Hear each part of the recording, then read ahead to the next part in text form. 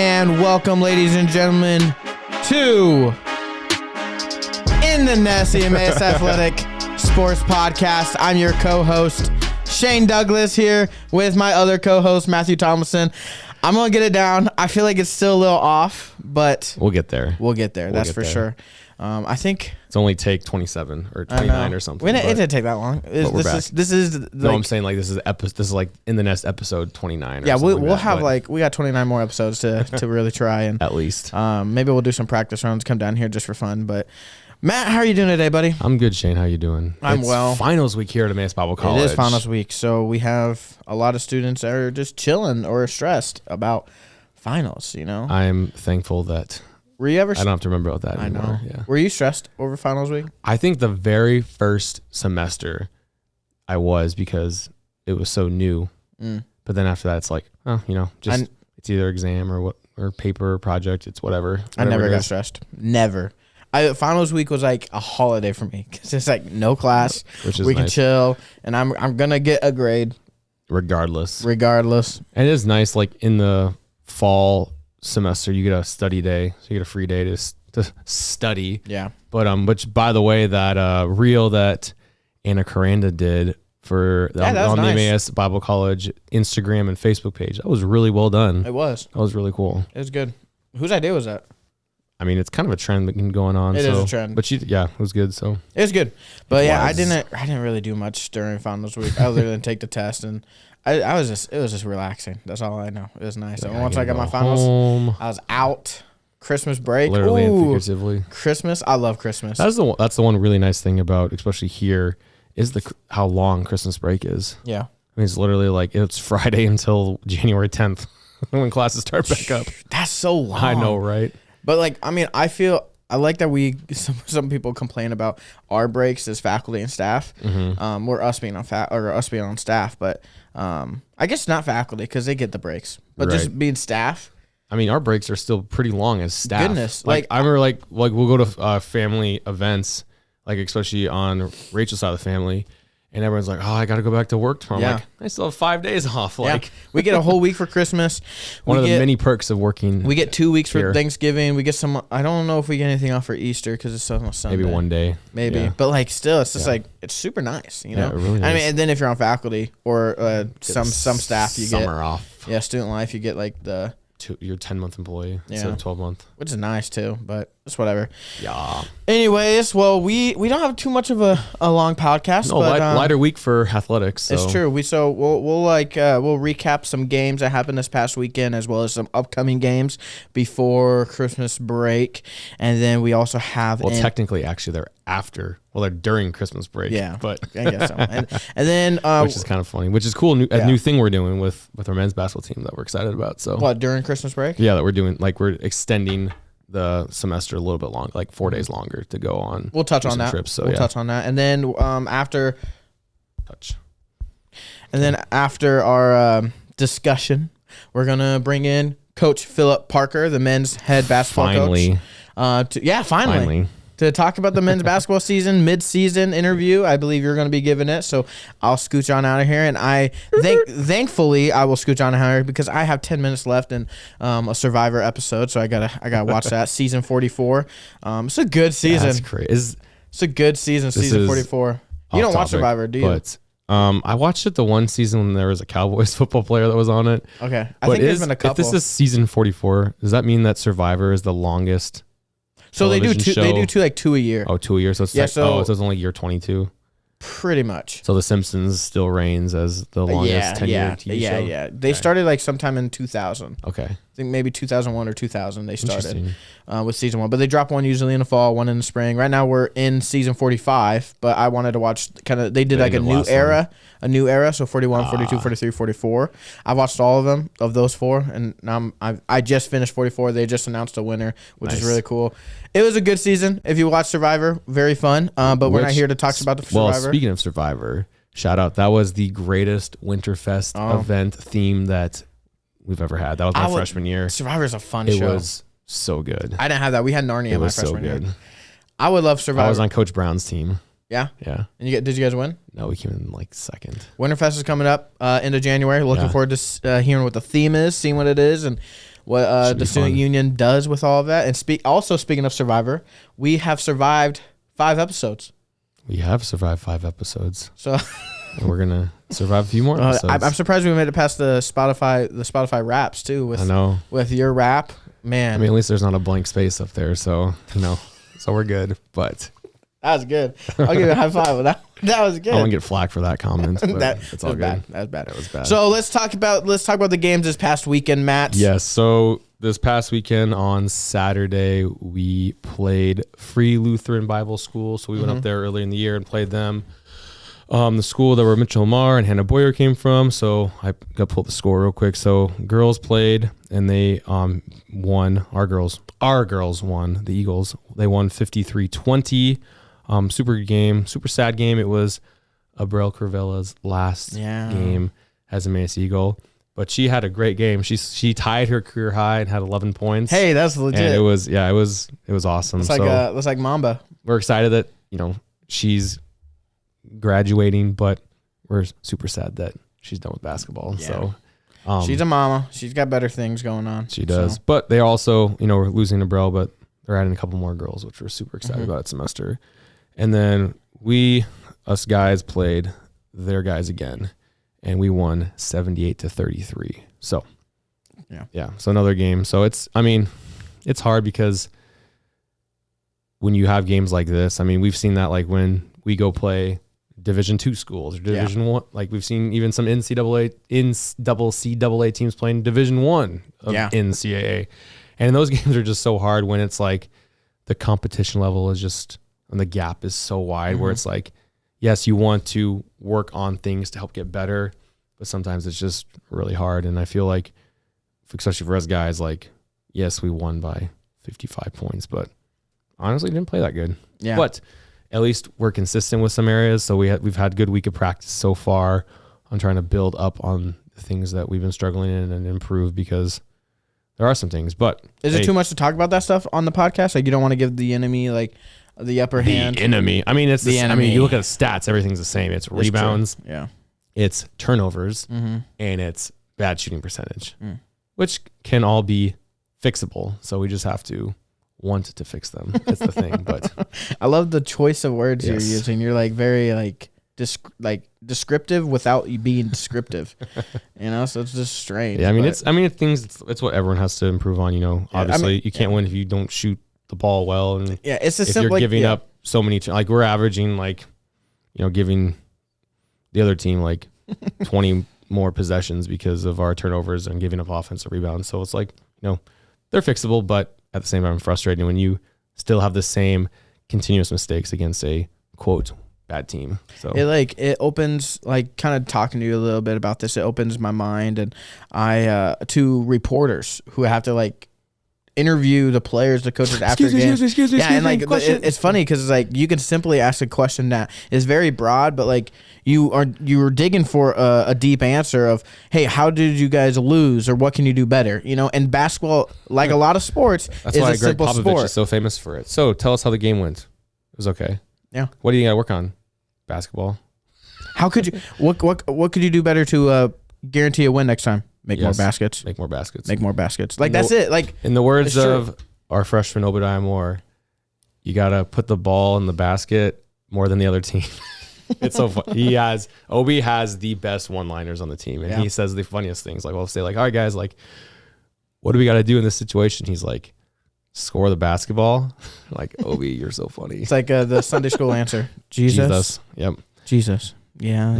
You're right. Yes. Well, those it's just tough to see that program kind of, like I said in the last episode, 3 episodes ago, like when I was a student here playing, like you never won. We never won against them because they were so good. So it's just so interesting. Like, obviously every team, has the waves, but it's always interesting. Like when you watch like professional sports or like Division I, like it doesn't like necessarily hit you as much as like when you're at the place when it's like, oh yeah, like it's crazy. Just like and college is weird because essentially every 4 years is a rebuilding year. So unless you bring in like a solid class every year, every 2 years, then it's gonna be a rebuilding situation, and that's kind of where the women's basketball team is a little bit. And you see the steps they took, and you see the steps, and then like you talk about the Waves, and I said this I think in. Or I'll say this in a future podcast of an interview that we have, which we'll talk about. But and what that is like our volleyball team and the wave that they're going on. Like Wave is going. They're right here now. Yeah. Mm-hmm. I'll say what I said later, but like they're going to be great next year. Oh, hands down. And the wave of the wave of the volleyball team, the wave of the soccer team, and where they're going, and where we see the direction of the men's team, the women's team, and what we've been saying a lot is the athletic department here, all the coaches, the staff, have the right mindset, and not necessarily the right mindset as well, but the correct mindset of keeping where things are, like the Christ-centeredness. Yeah, is first and foremost you guys the top, have like the but same also likeness. you can be super competitive within that. Like it's crazy, contrary to popular belief. You can be a Christian and great at sport. Exactly. Everyone's on the same like mindset. Yes. In the athletic department, and which is huge, and it's just going to show. It's just going to show in a couple of years of where the teams go, and and we hope the same for FLBC. So because they've been there, and that's what I'm saying. Like even for our teams, like we've been there with that success, and so like we know how to get there, and now all our teams are in the process of getting back there. So lots of good things going on. And I'm doing a report right now for our admissions job of, seeing where, I'm not going to talk about it too deeply, obviously, because it's a lot of but if you're interested, statistics. But ask Shane about it afterwards. To see like kind of where a lot of these Christian and Bible schools line up with like your accreditation as well as your Bible requirements, knowing along with ministry and professional degrees. Yeah, exactly. And as well as what do you come out with? Do you come out with 1 bachelor's degree, 2 bachelor's degree, 2 majors? And knowing here at Emmaus that we're the top of it all. We require the most chapels. We're one of we require 3 colleges that require the most Bible classes in your 4 years. I won't get into it, but like we require a lot of Bible. We have a lot of Bible requirements. We have the standard of all accreditation. We have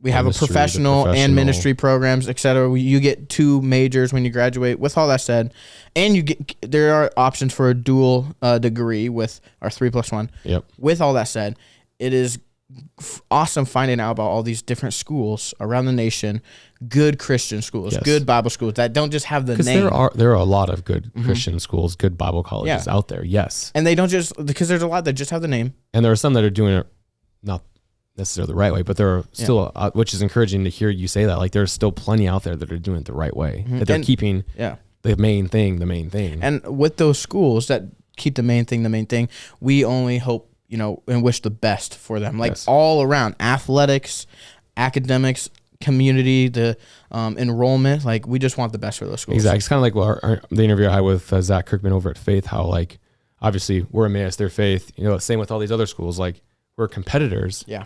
But when it comes down to it, we're all on the same team. That's true. We're all on Jesus's team. We're all fellow believers in Christ. And so like, while we want you to come to our school, that school's not a bad option, but we want you here. But, going to places like, there's going to be schools, there's going to be things that we can't provide students here at Emmaus, like athletically as well as academically or socially or and whatever. That's the same everywhere. Like there's things that we can provide. Yeah, there's students coming up to me like, there's this one school I'm thinking about going to, and I'm like, that's a good school. But they don't have this that we do have, right? And that's like something that's important to them. And that can be the same for athletics, right? Yeah. And so if you're a student out there and you're thinking about, an athletic program, and we have a couple interviews actually coming up this month with the volleyball team, coaches and players, soccer team, coaches and players, cross country coaches and players.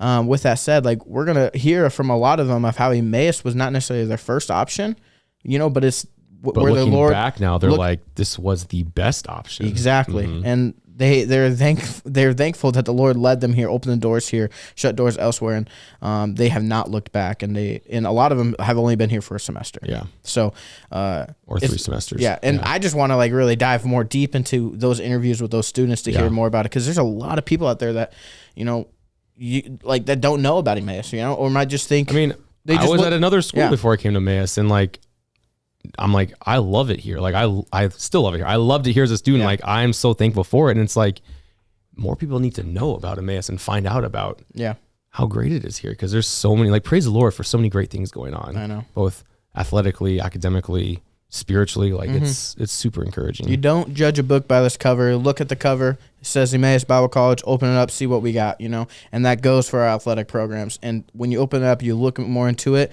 you see that everyone in there, the coaches, all have the same like-mindedness when it comes to putting Christ first, having success on the court, having success on the field, and then off the court, right? Discipleship, mentorship, pouring into students, set them up for success, long run. And that doesn't just go for academics, but that goes for growing the kingdom and making him known, right? Yes. Which is so important. It is. With all that said, I love going on these spiels with you, Matt. It's awesome, because we both love Emmaus. It's great. But let's bring it back. And we got an interview coming up with Coach Parker, which is going to be really exciting. Yeah. But let's talk about some upcoming games going on and this new schedule that you have. Yes. So women's basketball, they're done for the semester. So they'll be back January 6th to 6th. No, 10th, I think. No, 12th, I think. I think it's the 12th. But so this is the first time we're doing this, which we're hoping to make this tradition. We are doing a post-finals trip. So finals gets done Friday afternoon. Yeah. We're going down to Galesburg, Illinois to play Knox College, so Division III in the NCAA.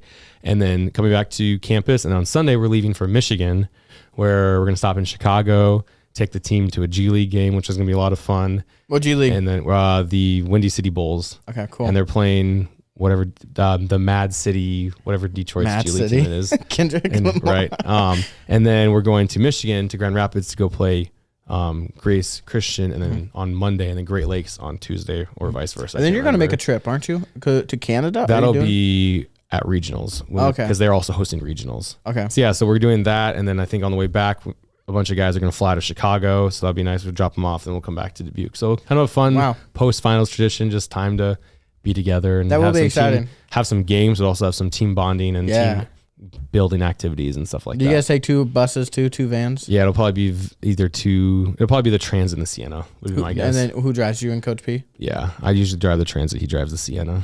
Where do the players Landon usually rides with me, but he likes the Sienna, so he's kind of abandoned me, traitor. So it's all about the vehicle. I'll be honest, when I was the manager for the soccer team, it wasn't necessarily about who was driving. Who was driving. Trust me. It was the about last 4 years, it's been who's driving the men's basketball team. Really? For me, it was like, okay, where's the comfy seats? With the Transit, trash seats. I do miss the bus, but the bus was nice. The bus was really nice. With the Transit, if you're in shotgun, that's the best spot. Anything else kind of sucks. Really stiff seats. But with the Sienna, you can't go wrong anywhere. No, anywhere can go. Yeah. So I would probably choose the Sienna too. I'll be honest. And you can lounge too a little bit. You can.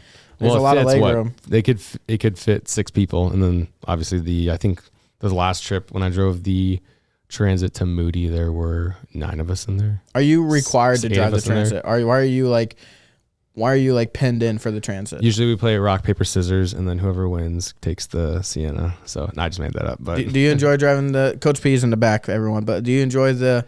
He's not coming on camera quite yet. But you like the Transit more or Sienna? He does. Okay. Sienna. Yeah. Man, I would like the Sienna, but I mean. Well, I'm the servant, so I serve. So I do whatever is needed.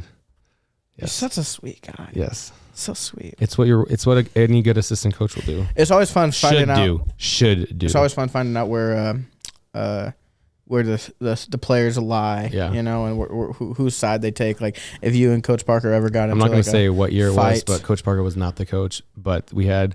Well, you were a punk as a player, right? We had 11 guys on the team, and 9 guys would ride with me, and 2 guys would ride with in the other car. Well, Coach Parker said that you were a punk when you were a player back in the day, apparently. So he said some other things probably too, but well, that doesn't sound good. So. But yeah, so well, that's fun. It's that trip does sound super enjoyable. Yeah, I'm really excited about it. A lot of bonding there. Yeah, have that time together when no one's stressed out about school or anything like that, and there's good things. How much are those tickets to the game? I mean, we got a deal too. I think they were pretty inexpensive, like $15. Oh, that's nice. Something like that. Oh, 15? So, not bad at all. I mean, it is G League, so. Yeah. I mean, but still G League. It's still pretty. I mean, cool. we probably could have gone to the Pistons game for like $3 since they're on that 20 game losing streak. I would go to might as well, right? I think they said if they lose 8 more games in a row, they have the NBA record for most consecutive lost games. I'll take it though. That's an NBA game though. Yeah, I'm like, it's professional sports. I mean, even the Thursday night football game when it was the Steelers and was it Patriots or whoever it was, when like even though it's like that was a good game, the though. worst teams out there, like it's still professional sports. Steelers are pretty good this year. They can make the playoffs. I mean, it's not like you're watching like middle school B team basketball or anything like that. So every time we are given our assignments for away trips, I always look to see if there's like any professional games going on, especially for football, but basketball as well. See like, is this an option? I can go. I have done it a few times. I went to that's literally the first thing I do. Kansas State homeschool convention, and there were minor league baseball games that night. Then I went to that afterwards. Minor league. Actually, those are kind of fun. But I mean, Iowa Cubbies are fun. But it was the Wind Surge, which are the Royals AA team, and it was the Springfield Cardinals, which are the Cardinals AA team, and that was when Jordan Walker and Mason Wynn were both on that team, and now they're both in the majors and the big clubs. So that's cool. I mean, the Iowa Cubs. Cool. I would go to Iowa Cubs a lot when they had like Rizzo and which is cool, yeah, and Baez and Bryant. So that was really, and then Schwarber. So, but yeah. Anyways. Fun trip. Looking forward to it. That is cool. You guys should keep that as a tradition moving forward. I think so. That might be different places here and there, but it should be a lot of fun. Having stuff like that can be really key and influential in how the season goes or just guys' experience in general and stuff like that. That's really cool, and that's going to help your guys. Team chemistry a lot too moving forward. Well, with all that said, we're going to move into an interview with Coach Parker. But as I leave and Coach Parker comes on here in the next couple months, Matt will close us out. But in the next couple weeks, we're excited. During winter break, we're going to have a lot of interviews. Yep, the recaps of the fall sports. So on the December 21st, it'll be volleyball. December 28th, it'll be soccer, and then January 4th episode will be cross country. Yeah, so looking forward to that. Yes. So we got Coach McHugh on here for soccer. And then who do we got for Coach Hannah for volleyball, and then Coach Jeremiah for cross country. Yeah, so looking for, and then some of the athletes themselves, some of the current players. So we got Caleb Ness, Lauren Fessler, and then Kate Jansen, Josh Matt, and Bennett Kreiner. There we go. So looking forward to all of those interviews. It's gonna be a good time. Or I guess we already interviewed. It was them, a good time since we already recorded them before they left. They all leave for Christmas break. That's gonna be good. I'm looking forward to hearing all those and hearing your guys. Which is why you see us all wearing different shirts throughout the interviews, because I record at different times. I always wear the same stuff. I have like my material. Stuff. I'm not on an athletic program. If you want, if you guys want me to be, you are one of the faces of Emmaus, like I am. Where they don't give me nothing. Not true. You're part of the athletic program. You get everything. We're part of the admissions. It's ridiculous. Program. We have they don't give us nothing. Do you want me to wear a backpack? Well, you were part of the athletics program back in the day. They have we got a duffel bag with Emmaus on it. So you got to wear that like a. I can wear that if you want me to. You're gonna complain some more. I'm gonna complain all the time because you never wear throw the pens stuff. Anyway, to the interview while Shane goes and changes. I'm not gonna change. I'm gonna finish Survivor. I have 10 minutes left in Survivor. I got to finish it. Good luck. Bye everyone. Thank you for listening and hope you enjoy the interview with Coach Parker. And we're back. We're joined with men's head basketball coach Philip Parker. Coach Parker, you're finally here. Finally here. My bad. Welcome to the podcast. Thanks for having me. Thanks for being here. I'm glad to be with you. Genuinely, thanks for being here. I didn't have a choice, but I'm glad I'm here. I know. Coach P, you said, Coach P, you're fired if you don't do the podcast. No, that's not what I said. But I'm glad you guys do this. This is a really cool thing, and it's a benefit to our school. Yeah, it's been a really fun journey, just seeing like the growth that we've been able to have, like, from when we first started recording to like now, how it's been consistent and like, having, guest interviews studio. And great studio. Hopefully it'll be moved to the real studio here in the next couple of years, but you never know. We'll see what happens. But so we're almost done with our first semester. So almost done. This is your second year here leading us as head coach. And we're excited for this. I just talked to Shane about this, finals trip that we're going on, this post-finals trip to Illinois and Michigan, but it should be a fun one. But how do you think about this semester so far, Coach? I know it's been a wild one for sure, but no, it's been interesting. We've got a really interesting group of guys, and I really enjoy being with them. And it's a fun group. It is a fun group, and that's one of the things I've been telling a lot of people is that it really is like this unique mix of guys that get along really well, and I enjoy coaching them.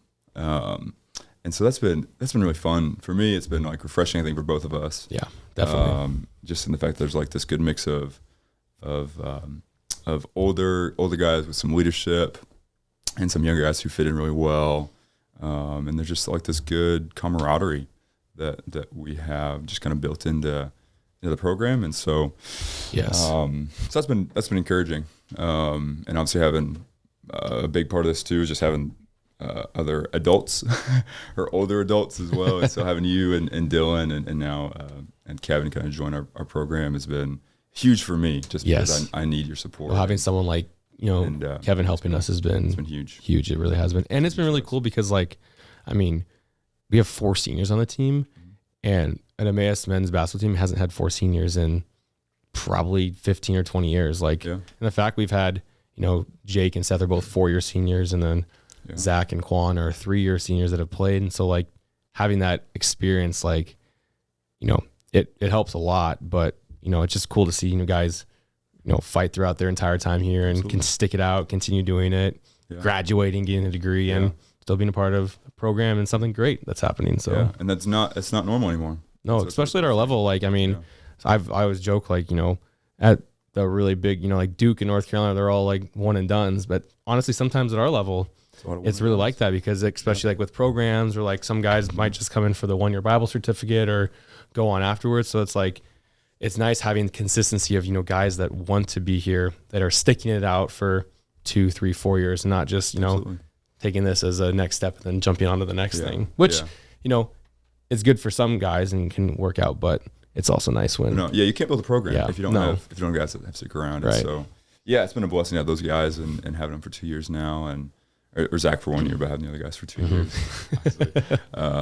Has been a really cool thing, and honestly something new for me to learn as a coach, because I've never coached seniors. I've had a junior one time, and I've never had a guy that's been in a school for 4 years, and so like even learning how to coach them and how to, in a sense, kind of respect their place, and respect, and maybe not respect is the right word, but essentially kind of give them that, like, hey, you've been here, you know what you're doing.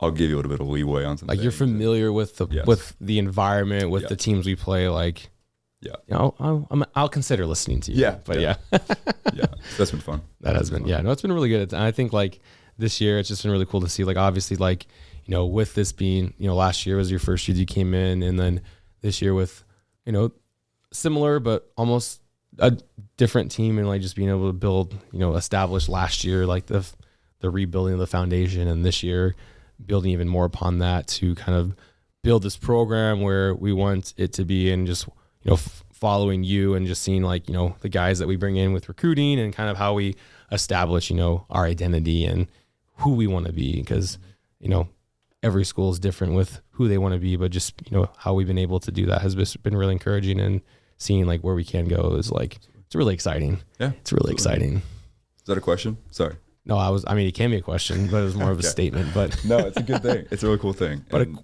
it takes some time, and it takes some perspective. It takes patience and all these things. But and that's the hard part. Like, right, it does take time, and I think it's it's our human mindset. Like, no, we want it now, but it's like, no, it takes time to have a genuine. It being done the right way. Absolutely.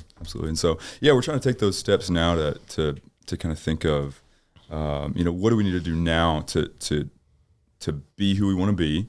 How do we, take those steps of building our values, our foundation, our culture, even play style in some ways too, that maximizes who we are now, but also like elevates us to where we want to be. Yes. And so, and that's like this puzzle that we're kind of in right now, where we're trying to decide, what do we work on where we're not good? How do we, take what we are good at and make that do better? And it's just kind of like this interesting puzzle that we're going to go throughout, at least for now, but maybe throughout most of the year. I don't know.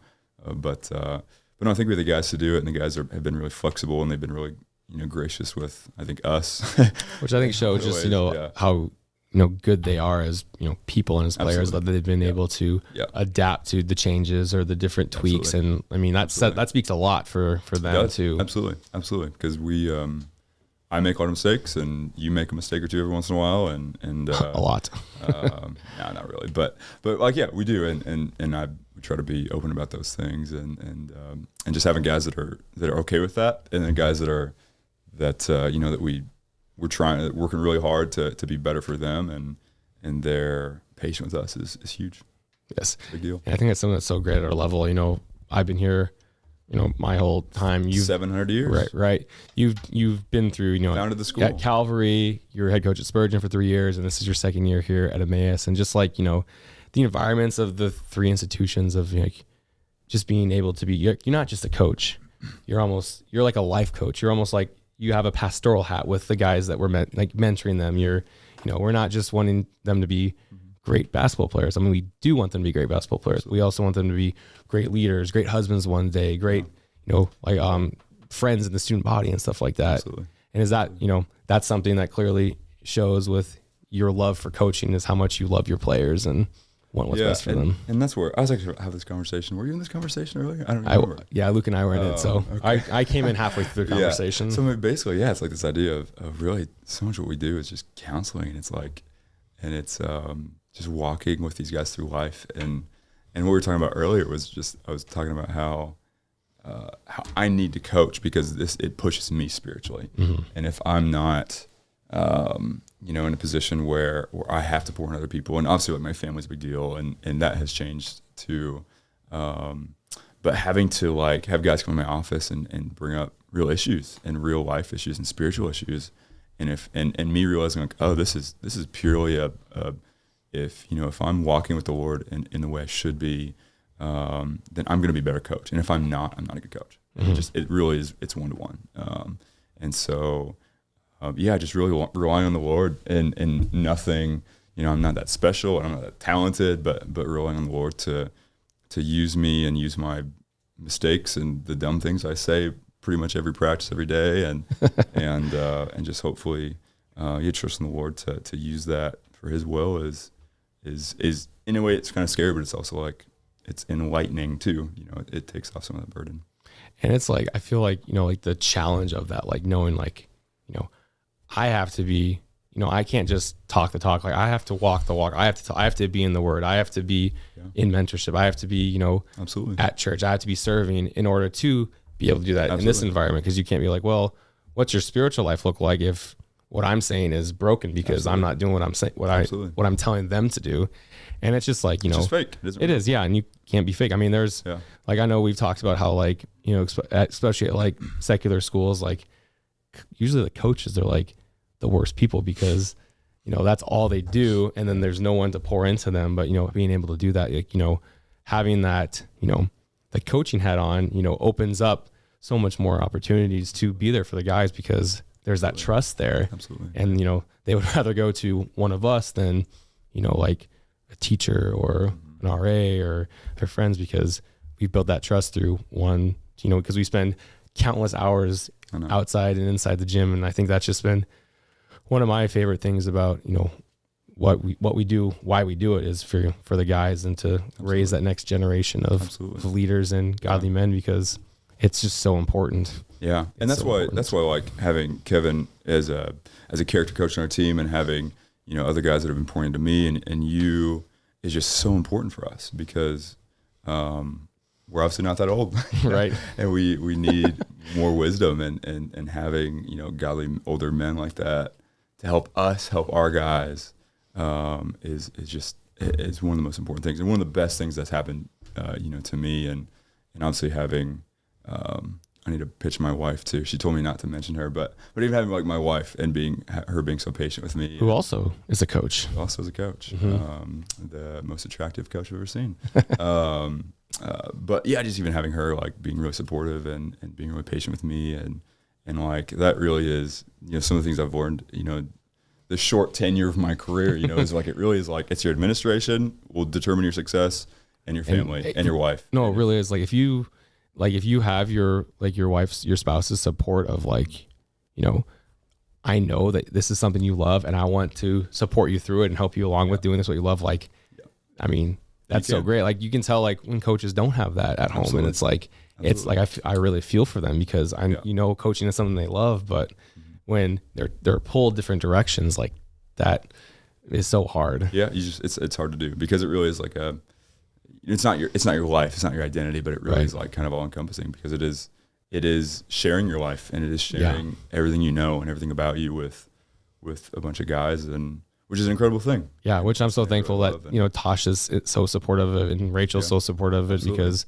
it allows us to like still pour in greatly to our families, but also pour in almost in a sense extra because we have you need to go home too sometimes. Yes, absolutely. I need to go home. You need to go home. Dylan needs to go home. Absolutely. But, Dylan go home. And having Dylan a part of the program, graduated last year and coming on this year as a volunteer assistant coach. It's been nice to have him around. He's a hustler, man. He is. He's a beast out there on the recruiting trail. On the recruiting boards. I'm so thankful. I know you joke with him a lot and I joke with him a lot, but just like he deserves it. He deserves it because he does. But he does such a good job of identifying prospective recruits and getting them in the funnel and involved. And I think that's been something we haven't had in a long time, if not ever. So yeah, absolutely. So he's been massive, and I think like for him, like his work is more long term. It's like what he's doing is he's reaching out to these 24s, 25s, even 26s pretty soon, and so like we didn't really know until a couple of years, but I mean he's been so helpful, just taking off some of that load up from us.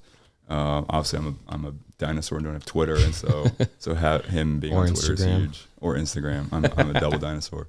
But yeah, him doing those things have been huge for us, and so he's gotten in contact with some really, really good guys that we've been able to build some relationships with, and so yeah, the future's bright and things are looking really cool. I'm so excited about this prospective class, especially with the number of guys we've been talking to. Like, I mean, it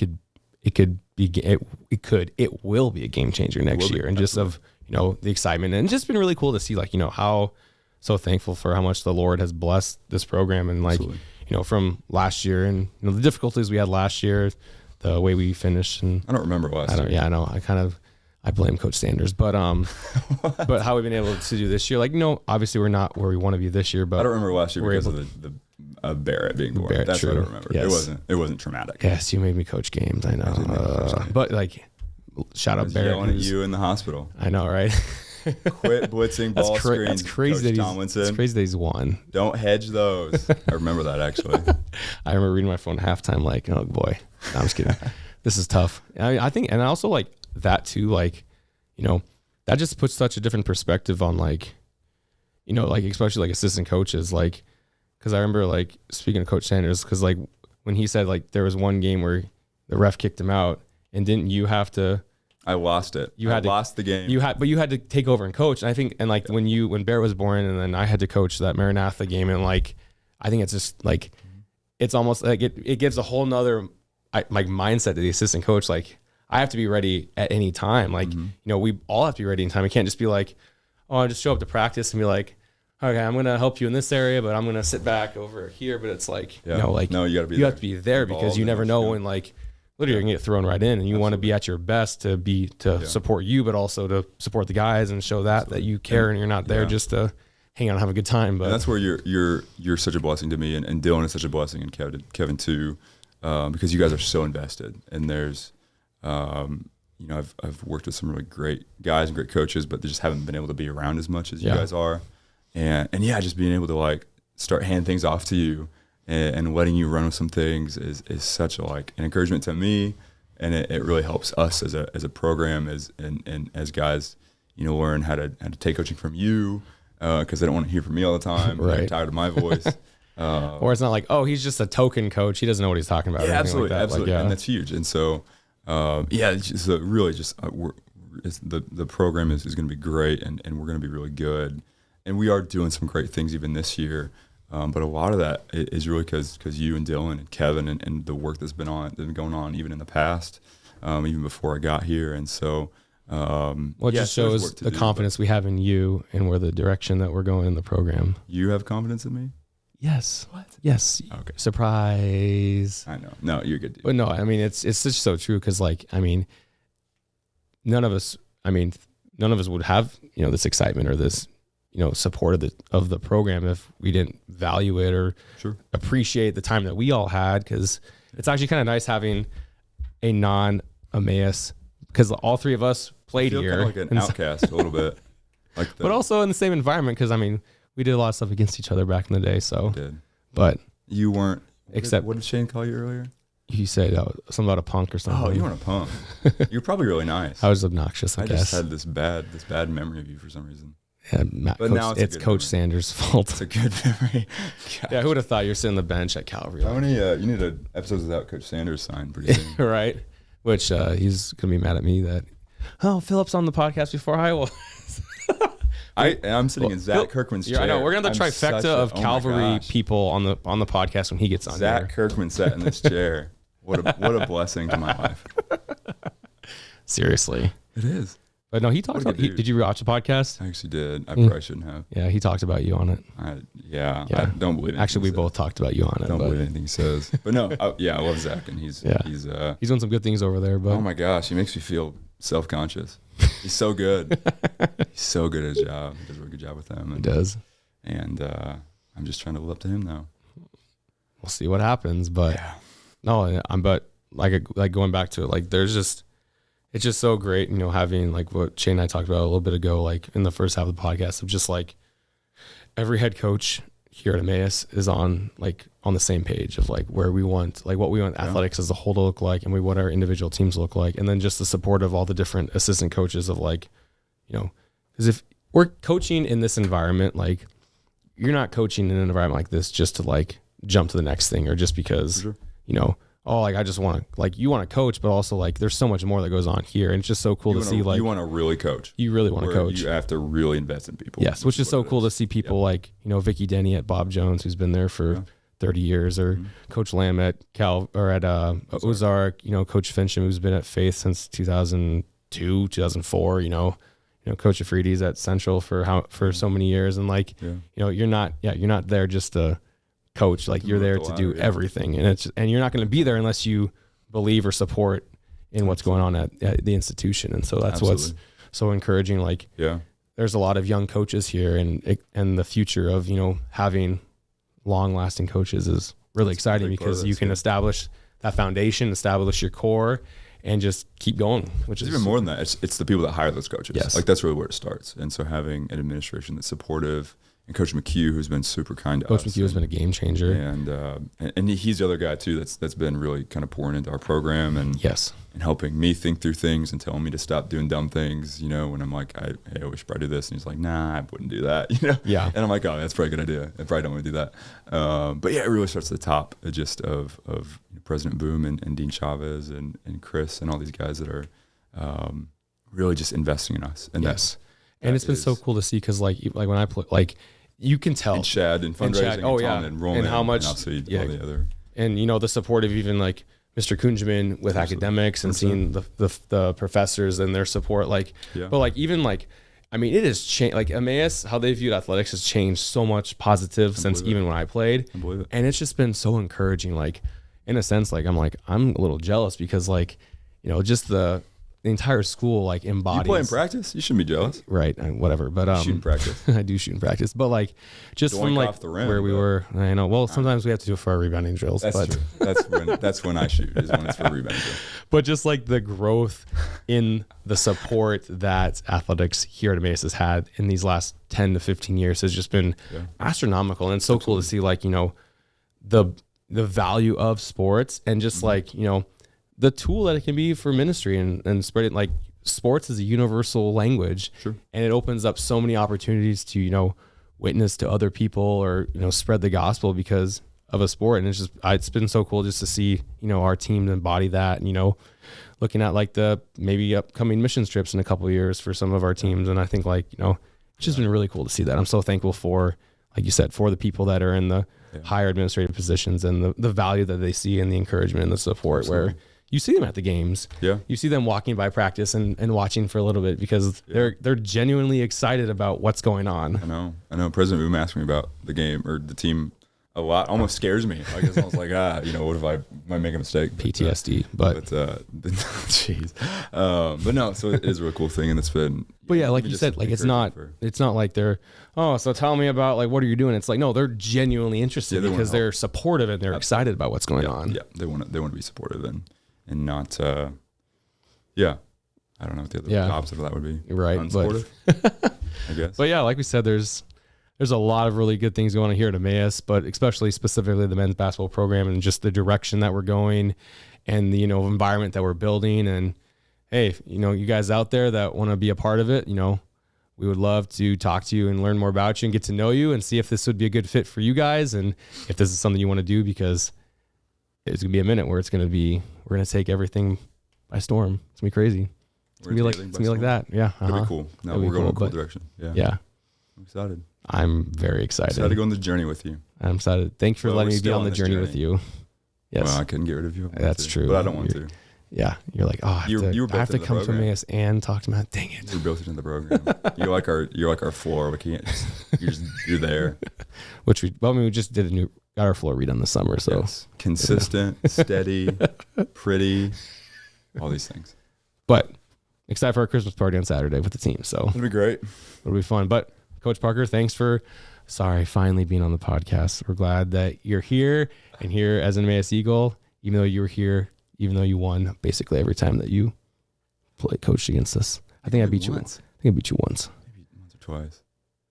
Shout out that one game when you drove all the way here and then you had to turn around and go home because there was that pandemic going on. Well, we just want to Dubuque Chick-fil-A. Yeah, that right. Shout out Dubuque Chick-fil-A for shout out Justin Barnes. 6-hour drive just for Chick-fil-A. Just for Chick-fil-A. Yeah. Actually 12 hours. But 6 there, 6 back. But don't remember it was worth it. I was so in the long run, now that you're here, so which we're thankful for. It's not 20 minutes. 5 minutes from my house. Right. Which is so cool. I don't have to drive 6 hours for it. But thank you guys for joining this episode. Keep an eye out for these next 3 games on our social media for on Friday, Monday, and Tuesday. Have a great and a Merry Christmas, and we'll see you guys next year. Go Eags. It's Great Day to be an Eagle.